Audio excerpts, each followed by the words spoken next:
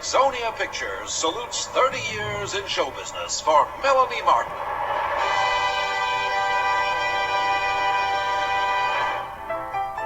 It has been an unforgettable career.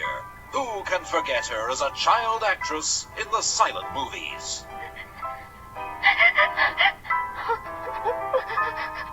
Or how the arrival of the talkies boosted Melanie's career, although some adjustments had to be made. Never, ever will I leave you. You mean everything to me. The memorable occasion of her first screen kiss. But, Brad, my mama always told me to be a good girl.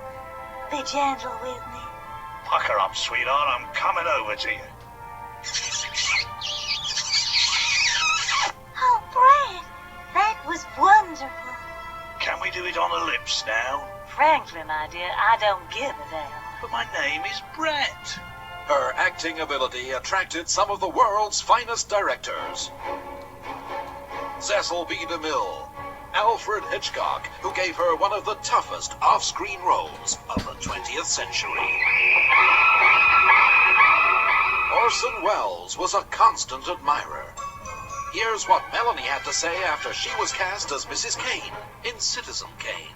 I think Mr. Wells sees me at my best as an ordinary millionaire's housewife.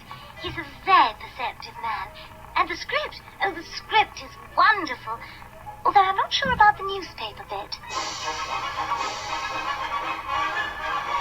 Citizen Kane got Melanie the first of her Oscar nominations. Hi, I'm Oscar, and I think Melanie is wonderful. Thanks, Oscar. Then came a major change in her fortunes. Melanie was advised to change her name to further her career in Hollywood. The name that was chosen for her was Pearl Harbor. To say that this change was not a success is to somewhat understate the truth. The Battle of Britain is about to begin. World War II saw Melanie's popularity reach new heights when she entertained the troops in her own inimitable way. Hello, boys.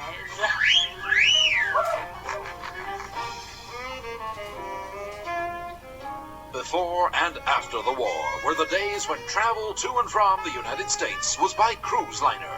The SS Mauritania, the Queen Mary, and the Queen Elizabeth. I always was very comfortable with old queens. Victory in Europe held some very happy memories for Melanie. Why is it always the last drink that does it, do you? I was fine with the first seven. The next achievement for Melanie was tinged with a little sadness. But let her tell you herself. It was in Calamity Jane. I got the part with a wonderful audition. Sadly, I was completely duped. It was the first instance of a body double being used throughout the film. And Doris Day was dubbed onto the soundtrack.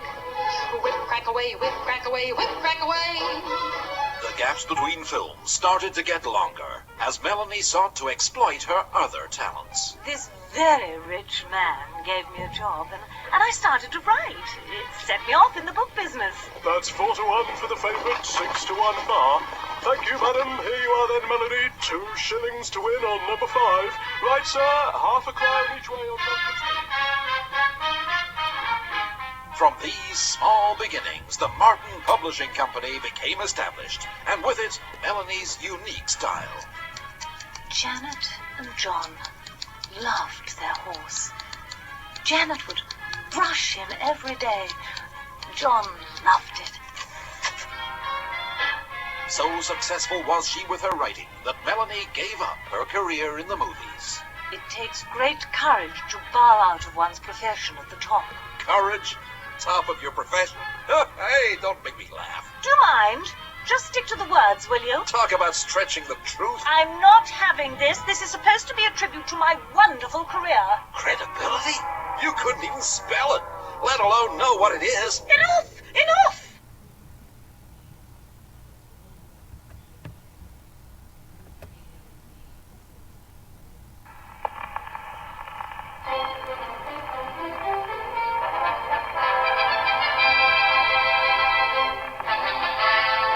Here is the BBC BBC News from London for 1952, and this is Justin Lee reading it. The Prime Minister, Mr. Winston Churchill, has welcomed the end of tea rationing. News of the end of tea rationing means Britons will soon be able to enjoy unlimited cuppers for the first time in 12 years. Barrington Smythe Crutchley reports. The lifting of tea rationing follows the UK's recent re-entry into the international tea trading arena with the resumption of public tea auctions in London. Nearly a third of the tea produced in the world is consumed in the UK and Ireland, and the government's no doubt hoping for a boost in popularity by making the nation's favourite beverage freely available again. However, a rush to buy tea is not anticipated, as the weekly ration was increased to 3 ounces per head, the pre-war consumption level some time ago. Rationing has been in force since January 1940, a few months after the start of the Second World War. In 1948, the government announced the start of a de-rationing programme, but so far little progress has been made. The first passenger aircraft to be propelled by the jet engine continues to serve the route from London Airport to Johannesburg. One of the passengers on its inaugural flight this year was BBC weather forecaster Mr. Craig Rich. Crowds cheered as the BOAC Comet took off from London Airport at 15:12 local time, carrying 36 passengers. So we made our way in a long crocodile to the steps of the aircraft, paused for the photographers, then went on board over the blue carpet, past the lines of comfortable blue-covered chairs, and sat down ready for the take-off. The captain was all ready with the navigator and the other officers at the controls. And as the jets were being switched on, the steward welcomed us as his first passengers. Good afternoon, ladies and gentlemen. I should like to carry out my briefing in accordance with the regulations. The Devon authoress Mrs. Agatha Christie has attended a performance of her play The Mousetrap. The play opened at the Ambassadors with rank star Richard Attenborough in one of the starring roles. Mrs. Christie travelled to London from South Devon, where she had been staying at the Burr Island Hotel. A new method of gauging the popularity of music is being published each week in a newspaper for the music industry. The New Musical Express is writing that Al Martino's Here in My Heart was the first recording to sell the highest number of discs in the first week of measurement. World-famous film actor and director Charlie Chaplin has returned to England for the first time in 21 years. He arrived with his wife Una, daughter of playwright Eugene O'Neill, and their 4 children at Southampton on the Queen Elizabeth cruise liner. Thank you very much, and it's very nice to be here. We're here for the opening of the benefit for the Royal Society for Teaching the Blind. And then after that, we have an idea of touring beautiful England and going to all the historical spots.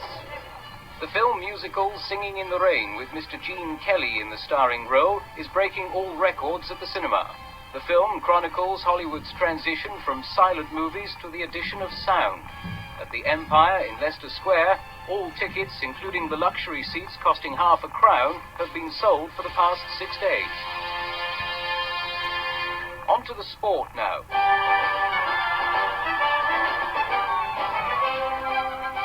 Maureen Connolly's success at this year's All England Championships at Wimbledon have led to her further success. Little Mo, as she is affectionately known, defeated Great Britain's Louise Brough in a memorable final and now holds the American and British ladies singles titles. The women's title has not yet been invented. And finally, Her Majesty the Queen has announced that she will be broadcasting to the people of the United Kingdom, members of the British Commonwealth and the British Empire on Christmas Day. This will be the first broadcast by Her Majesty since her father died in February earlier this year. As always at this time of the year, we like to share goodwill greetings from across the world. On behalf of all the passengers and crew of the Queen Mary, I'd like to wish you a Merry Christmas. Merry Christmas, everybody. We'll soon be home. So Merry Christmas, folks, and good luck. Cecil Barnes, you're 13, you're a big fella. You give your message now. A Merry Christmas, Mum, and I hope you're enjoying yourself as much as I am. And some news just in. The BBC has learnt and regrets to announce the sudden death of the film actress Melanie Martin. It's understood that the ex-Hollywood star was having a Christmas break with her family at an hotel in South Devon. Tributes are expected to flood in after the news spreads to the four corners of the globe.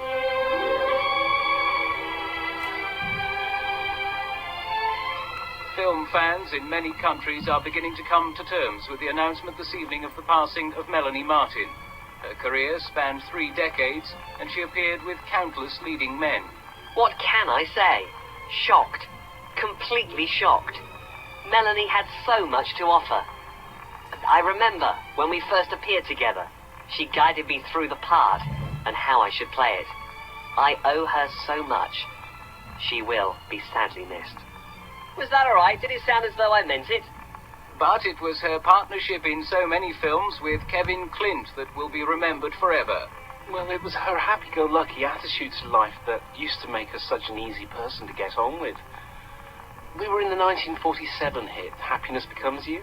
Our first big scene was walking into the town square in Bolton. We got it right first time. She was so pleased. Miss her? Of course I'll miss her. She owed me money. Sensational news now. We've just heard that there is a suspicion of murder. More news as we get it. This is the end of the news from the British Broadcasting Corporation. There's more online at www.bbc.co. Oh, I'm terribly sorry, getting ahead of myself there. Let nations speak peace unto nations. Good night.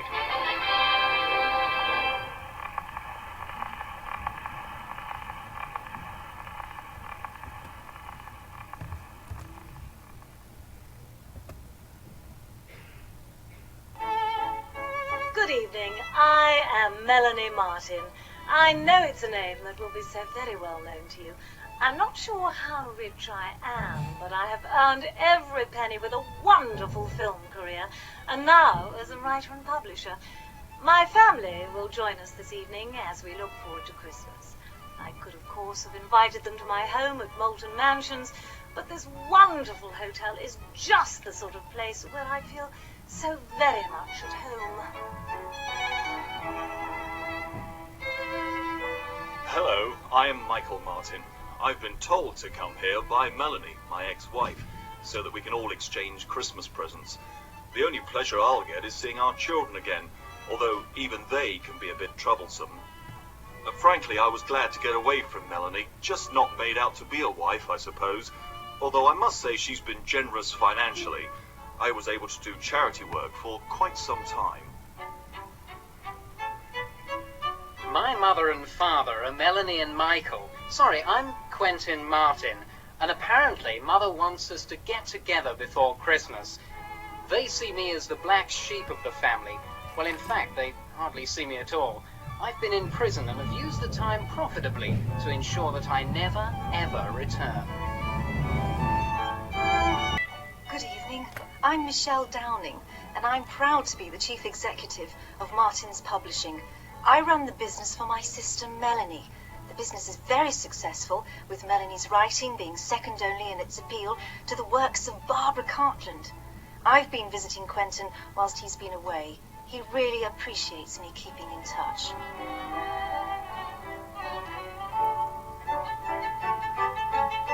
I'm Rebecca. I live with my mother Melanie. Ever since she divorced father, I've been alone with her. It's best when she's away. Thankfully, I can see a better future with Robert. I can then get away from this monstrous way of living. Hiya, I'm Robert Brandon. Becky and I are going to be married soon. Then I can start being a singer. But I shall have to keep the mechanic's job going for the moment. I'm not sure about this get-together, though. There are too many different people here for my liking. I'm Matthew Falcon, and when this leg gets better, I'm going to make some changes. I know I make Melanie happy, if you get my meaning, but I must get my career back on track. This Christmas get-together will be very interesting, after all I've heard.